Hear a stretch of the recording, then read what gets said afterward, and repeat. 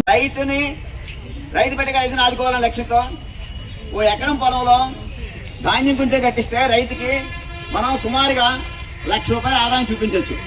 అలాగే గ్రామీణ స్థాయిలో మహిళలకు ఉపాధి కల్పించవచ్చు. ఎన్నో పక్షులకి మనం ఆహారాన్ని అందివచ్చు. తద్వారా పిచ్చుకలను ఇతర పక్షులను రక్షించుకోవచ్చు.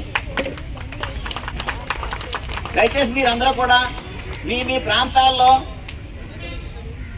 ఇప్పుడు వరి అందుబాటులో దొరుకుతుంది కాబట్టి మా హరిత వికాస్ ఫౌండేషన్ వీడియోస్ ఉంటాయి. హరిత వికాస్ ఫౌండేషన్ కొడితే మీకు మా వీడియోస్ అని అప్లోడ్ చేస్తాం. వాటిని చూసి నేర్చుకో. నాకు చాలా ఆనందంగా ఉంది.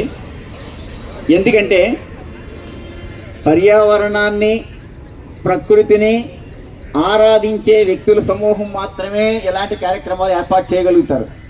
అది మన పూర్వజన్మ సుకృతం. అందరికీ అన్ని రావు.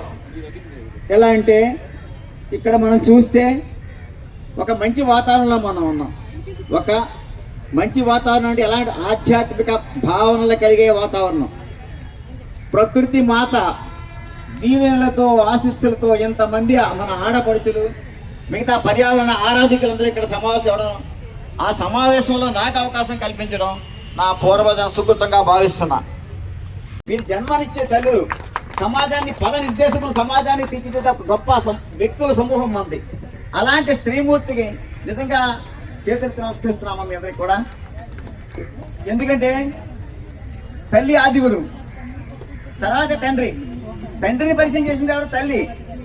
ఆ తల్లి గొప్పతనం అలాంటిది. వీడియో కూడా తీయండి సార్.